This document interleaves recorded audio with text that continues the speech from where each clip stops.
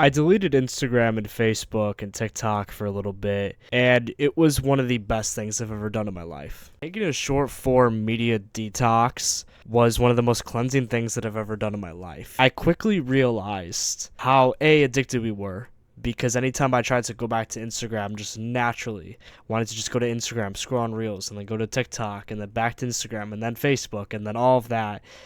You realize how much they've sunk their algorithm teeth into you. It sucks because the algorithms know more about you than you do yourself. And I realize that because when you're sad, it'll feed you that content. When you're happy, it'll feed you that content.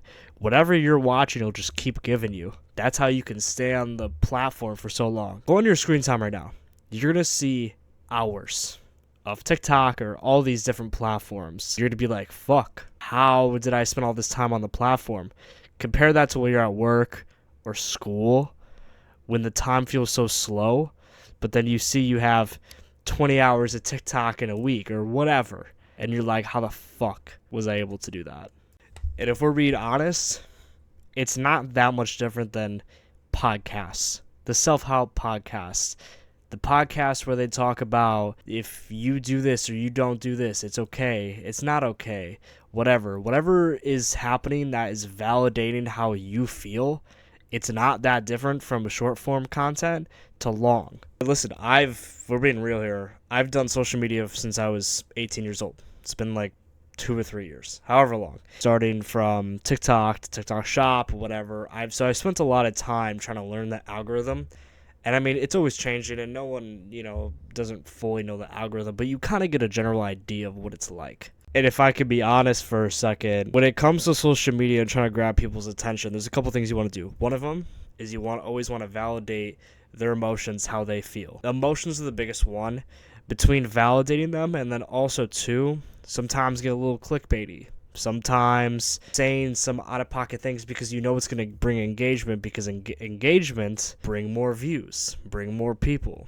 It's generally not a bad thing. The way I see it is you got to do what you got to do. Even for me now, I cover a lot of controversial topics, and I know it's going to get people that's going to agree and disagree, and that's fine. Right? At the end of the day, it's like I'm looking for people who like what I have to talk about. And if you don't, that's completely fine.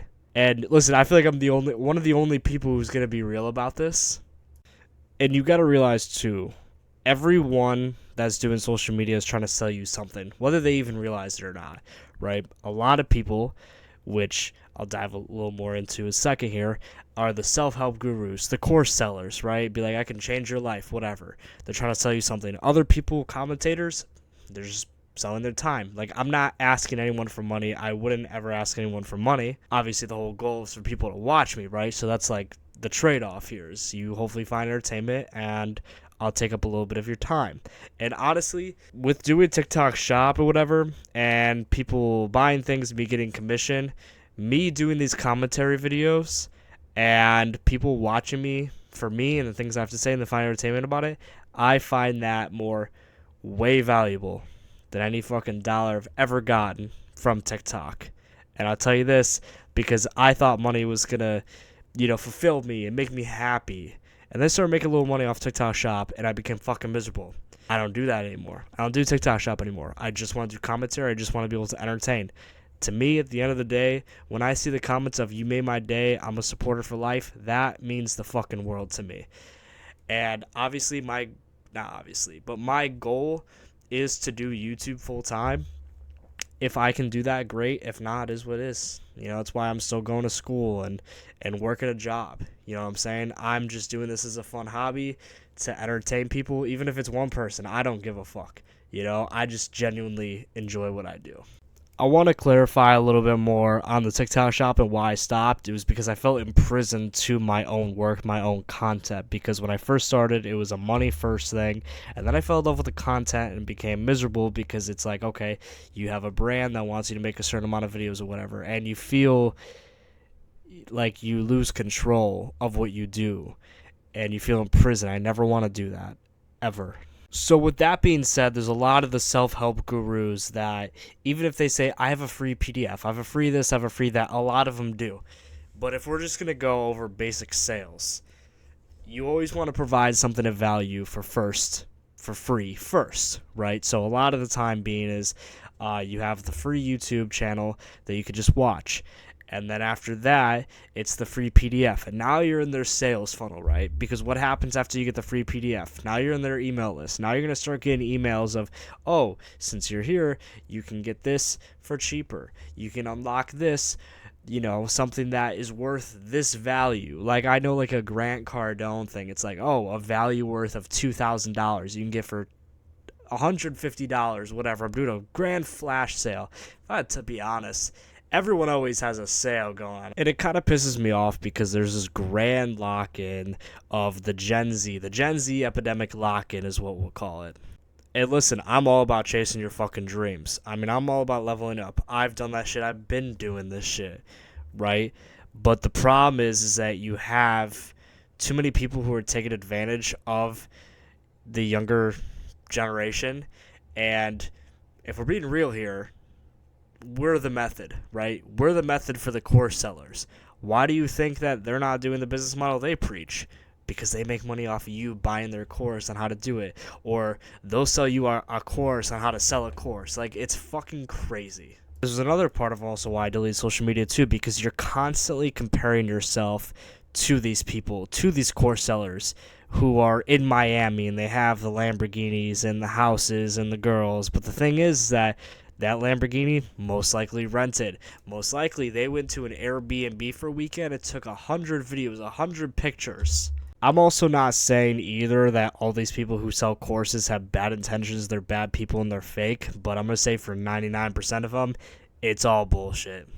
And what happens is your mental health starts to decline because you're always trying to run this rat race and you can never feel like you're as good as this person or as good as looking as this person, but you also don't know that person has an eating disorder, that person's on steroids, that person's this, that person's that. You don't know these people in real life. That's the thing. People get way too fucking parasocial and think you know everything about these people's life. But I'll tell you one thing, it's easy to fake who you are as a person on social media. That's why at the end of the day, the authentic people win. And that's why for me, I try to be as authentic as possible because I was fucking miserable trying to play this fucking character, trying to always sell something. It's so draining on the fucking mental health. And obviously, like, yeah, I'm a little more elevated for when I'm behind the microphone, but I also don't think I'm, like, that off base of who I am. I just talk about what the fuck's on my mind. I know some of these videos may be all over the place. I don't give a fuck. I want to just have fun what I'm doing. And I think that's the authentic people, I'm not trying to just glaze myself here, because there's a lot of really good people on the internet. You just gotta be fucking careful, man, about who you watch, who you trust. It's hard, and the thing is like, I hear all these people all the time being like, yeah, I went to these parties or whatever, and I met this person who was supposed to be this kid-friendly, YouTuber or whatever, and preach don't do drugs, and they're fucking, doing drugs in the bathroom. Like, it's crazy to me. I'd say my biggest takeaway is do what you want. Do what the fuck you want. If you want to doom scroll on TikTok all day, go for it. My personal experience, it was one of the best things I've ever done to get rid of social media for some time and kind of detach myself from that, and also too, I mean, honestly, we're not supposed to know everything that's going on in the world all of the time. Like, that's draining as fuck. To me, it's crazy when people fake drama on the internet for more views. It's like, I don't give a fuck. I don't even watch my fucking analytics anymore. I don't care. I can have one fucking viewer, one like. I can have 100,000. And it's hard to not get sucked in all that. For my mental health, it's like, it's just easier to just have fun with what the fuck I'm doing. So, anyways, I know there's a lot of ramble. I know it's kind of all over the place. Just protect your mindset because you don't want to lose that shit. You want to have your own original thoughts. It's easy to get sucked in on what everyone else is saying. It's easy to get sucked in on other people's emotions. Do what you want, but I'd recommend for everybody, take a break off social media. It's fucking hard, and it's addicting because I'll tell you this, you delete TikTok, you delete Instagram, you're naturally just going to, go to it. When you're bored, you're naturally going to go to it, but it forces you to do other real-world shit. What the fuck's going on your phone isn't real. This YouTube video, I should say it's not real, but, it's real, but it's not real life. You know what I'm saying? This is just a sliver of my fucking life, and that's how it should be for everybody. So anyways, if you like, subscribe, leave a comment, do the thing. Bye.